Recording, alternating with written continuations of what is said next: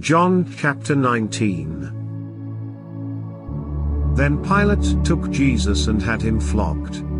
The soldiers twisted together a crown of thorns and put it on his head. They clothed him in a purple robe and went up to him again and again, saying, "Hail, King of the Jews!" And they slapped him in the face. Once more Pilate came out and said to the Jews gathered there, "Look, I am bringing him out to you to let you know that I find no basis for a charge against him." When Jesus came out wearing the crown of thorns and the purple robe, Pilate said to them, "Here is the man." As soon as the chief priests and their officials saw him, they shouted, "Crucify! Crucify!" But Pilate answered, "You take him and crucify him. As for me, I find no basis for a charge against him."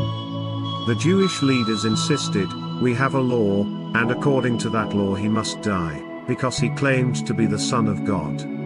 When Pilate heard this, he was even more afraid, and he went back inside the palace. "Where do you come from?"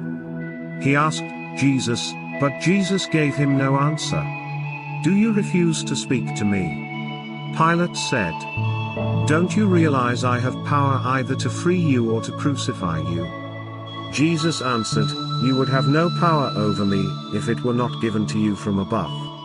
Therefore, the one who handed me over to you is guilty of a greater sin." From then on, Pilate tried to set Jesus free, but the Jewish leaders kept shouting, "If you let this man go, you are no friend of Caesar. Anyone who claims to be a king opposes Caesar." When Pilate heard this, he brought Jesus out and sat down on the judge's seat at a place known as the Stone Pavement, which in Aramaic is Gabbatha. It was the day of preparation of the Passover. It was about noon. "Here is your king," Pilate said to the Jews. But they shouted, "Take him away! Take him away! Crucify him! Shall I crucify your king?" Pilate asked. "We have no king but Caesar," the chief priests answered. Finally, Pilate handed him over to them to be crucified. So, the soldiers took charge of Jesus. Carrying his own cross, he went out to the place of the skull, which in Aramaic is called Golgotha. There they crucified him, and with him two others, one on each side and Jesus in the middle. Pilate had a notice prepared and fastened to the cross. It read, "Jesus of Nazareth, the King of the Jews." Many of the Jews read this sign, for the place where Jesus was crucified was near the city, and the sign was written in Aramaic, Latin, and Greek. The chief priests of the Jews protested to Pilate, "Do not write the King of the Jews, but that this man claims to be King of the Jews."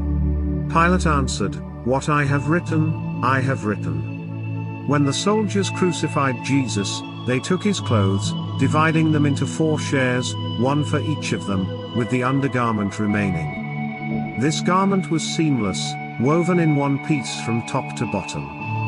"Let's not tear it," they said to one another. "Let's decide by lot who will get it." This happened that the scripture might be fulfilled that said, "They divided my clothes among them and cast lots for my garment." So, this is what the soldiers did.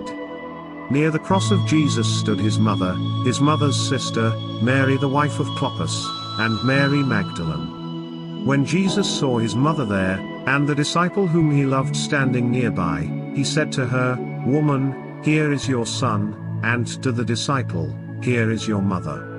From that time on, this disciple took her into his home.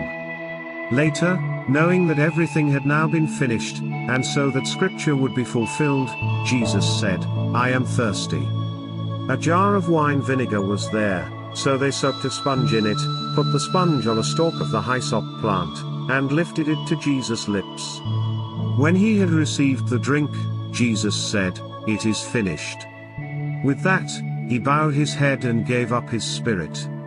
Now it was the day of preparation, and the next day was to be a special Sabbath. Because the Jewish leaders did not want the bodies left on the crosses during the Sabbath, they asked Pilate to have the legs broken and the bodies taken down. The soldiers therefore came and broke the legs of the first man who had been crucified with Jesus, and then those of the other. But when they came to Jesus and found that he was already dead, they did not break his legs. Instead, one of the soldiers pierced Jesus' side with a spear, bringing a sudden flow of blood and water.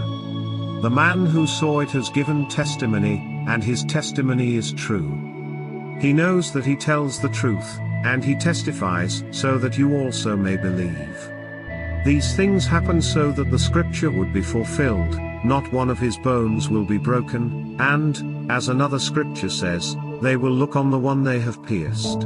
Later, Joseph of Arimathea asked Pilate for the body of Jesus. Now Joseph was a disciple of Jesus, but secretly because he feared the Jewish leaders. With Pilate's permission, he came and took the body away. He was accompanied by Nicodemus, the man who earlier had visited Jesus at night. Nicodemus brought a mixture of myrrh and aloes, about 75 pounds. Taking Jesus' body, the two of them wrapped it, with the spices, in strips of linen. This was in accordance with Jewish burial customs.